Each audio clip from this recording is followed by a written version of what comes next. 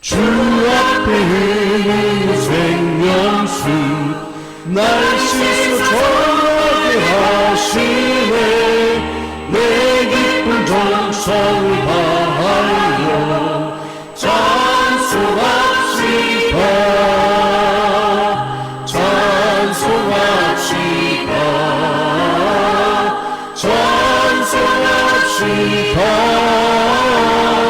내 죄를 씻으신 주님을 찬송합시다.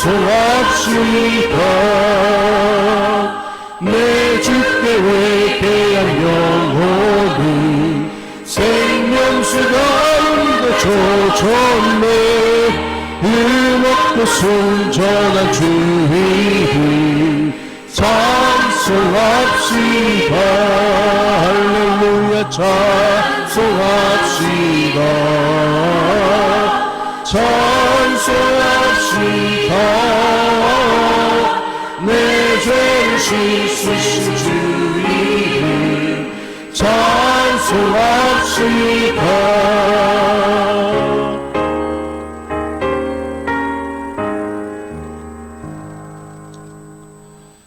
오늘 우리 함께 보실 하나님의 말씀은 요한복음 13장입니다. 우리 26절부터 30절 말씀으로 홍도하겠습니다. 예수께서 대답하시되 내가 떡 한 조각을 적셔다 주는 자가 그니라 하시고 곧 한 조각을 적셔서 가롯 시몬의 아들 유다에게 주시니 조각을 받은 후 곧 사탄이 그 속에 들어간지라. 이에 예수께서 유다에게 이르시되 내가 하는 일을 속히 하라 하시니 이 말씀을 무슨 뜻으로 하셨는지 그 앉은 자 중에서 아는 자가 없고 어떤 이들은 유다가 돈꾀를 맡았으므로 명절에 우리가 쓸 물건을 사라 하시는지 혹은 가난한 자들에게 무엇을 주라 하시는 줄로 생각하더라. 유다가 그 조각을 받고 곧 나가니 밤이로라.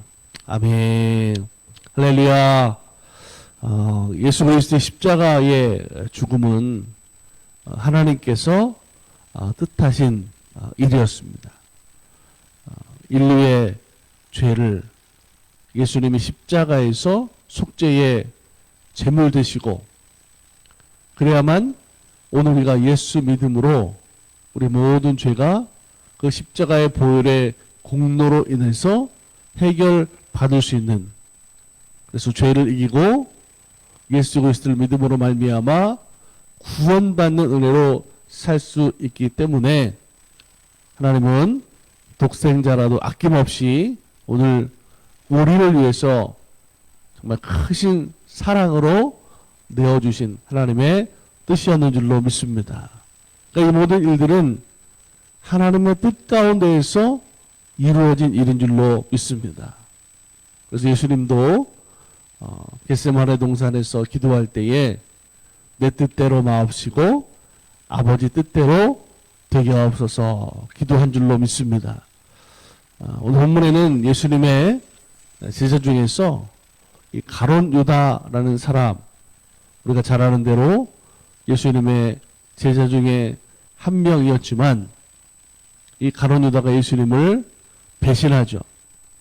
이 가룟 유다의 출신을 보면 다른 제자들은 갈릴리 출신의 사람이었지만 이 가룟 유다만 유다 지역, 가롯이라는 지역의 사람, 제자였습니다.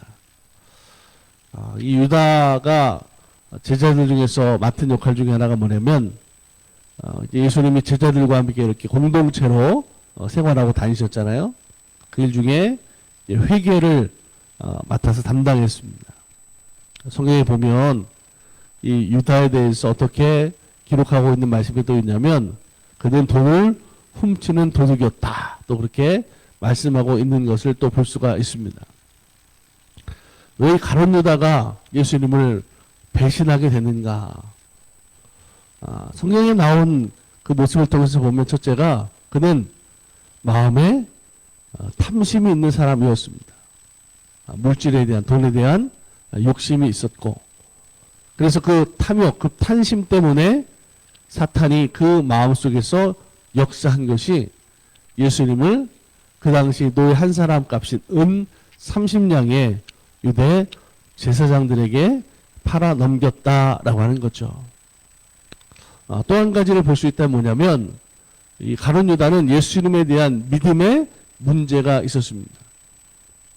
유다는 예수님이 그리스도인 것에 대한 확실한 믿음이 없었던 것 같아요. 제자였지만 예수님과 공생의 사역 중 함께했지만 그는 다른 제자들이 예수님에 대해서 주님 이렇게 부를 때 이 가룟 유다가 예수님을 부르는 장면을 보면 라비어, 다시 말하면 선생님 그렇게 부르는 장면이 많이 있습니다. 그리고 유다는 이 정치적인 성향의 사람이었어요. 그래서 예수님을 통해서 어떤 생각을 했냐면 그 당시 이제 부정하고 부패하고 로마의 식민지로 있었던 그 이스라엘이라는 나라가 다시 예수님을 통해서 회복되기를 아마도 생각했던 사람이었던 것 같습니다. 예수님을 정치적인 혁명가로 생각했지만 그 예수님이 자기가 생각한 대로 움직이시지 않은 거죠. 그래서 거기에 실망하고 가룟 유다가 배신했다라고 하는 거죠. 사랑하는 여러분, 오늘 우리는 예수님을 그리스도로 믿는 그 믿음 위에 굳게 서 있어야 될 줄로 믿습니다. 세상은 예수님을 무슨 세계 역사 중에 무슨 성인으로 그렇게 취급하는 그런 모습이죠. 근데 예수님은 어떤 그런 성인의 모습으로 오신 것이 아니에요. 우리를 구원하시는 구세주 메시아로 오신 줄로 믿습니다. 우리가 이 믿음이 흔들린다면 사단은 가룟 유다에게 했던 것처럼 오늘 우리들의 연약한 믿음에 대해서 시험하고 공격할 수가 있어요. 유다는 예수님이 행하시는 것을 직접 보고 경험도 했지만 결국 그의 믿음의 연약함, 그의 탐욕과 불신앙 때문에 그는 예수님을 배신하는 믿음으로 실패했다라고 하는 거죠. 사실 오늘 본문의 말씀을 보더라도 예수님은 이 가룟 유다가 예수님을 배신할 것을 알고 계셨습니다. 마지막 만찬의 자리에서 예수님은 제자들 중에서 자기를 팔아넘길 사람이 있다고 말씀하십니다.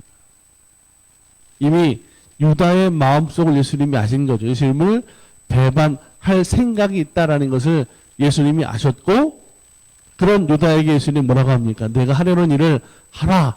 그렇게 말씀을 하는 걸 볼 수가 있습니다. 사랑하는 여러분, 오늘 우리들이 가지고 있는 내 마음과 생각이 왜 중요합니까? 내 마음과 생각을 어떻게 하는가에 따라서 오늘 우리는 그렇게 따라 행동하게 되는 거예요. 대부분 우리들의 인생의 지금의 결과는 내 마음과 생각이 움직인 대로 결정하고 살아온 결과잖아요. 그래서 마음을, 생각을 어떻게 먹느냐가 사실 중요하죠. 우리 성도들에게는 이 모든 것들이 바로 여러분 믿음이 되는 거예요. 그래서 성도들은 항상 그 마음과 생각을 하나님의 말씀을 통해서 믿음으로 지켜지는 모습이 되어야 될 줄로 믿습니다. 빌립보서 4장 6절로 7절 말씀에도 그랬잖아요. 아무것도 염려하지 말고 다만 모든 일에 기도와 간구로 너의 구할 것을 감사함으로 하나님께 아뢰라. 그리하면 모든 지각에 뛰어난 하나님의 평강이 그리스도 예수 안에서 너희 마음과 생각을 지키시리라. 아멘. 오늘 우리 성도들은, 우리 그리스도인들은 항상 모든 일에 대해서 그렇기 때문에 기도하는 거예요. 기도가 중요합니다. 내 약함을 잘 알 뿐만 아니라 그 약함 때문에 하나님의 지혜를 주세요. 하나님의 능력을 주세요. 그렇게 믿음으로 구해야 된다는 거죠. 하나님을 의지하는 거예요. 그러면 그 하나님의 평강이 우리 마음의 생각과 지키시는 능력으로 임하게 된다는 것을 여러분 믿으시기 바랍니다. 가룟 유다는요, 예수님을 그렇게 배신하고 믿음을 잃어버린 그 유다의 최후의 모습까지 성경에 기록하고 있는 것을 볼 수가 있습니다. 유다는 예수님이 십자가에서 비참하게 고통스럽게 죽는 장면을 보고요. 그 예수님의 그 죽으시는 십자가에 정말 고통당하며 죽는 그 모습으로 양심에 가책이 왔어요.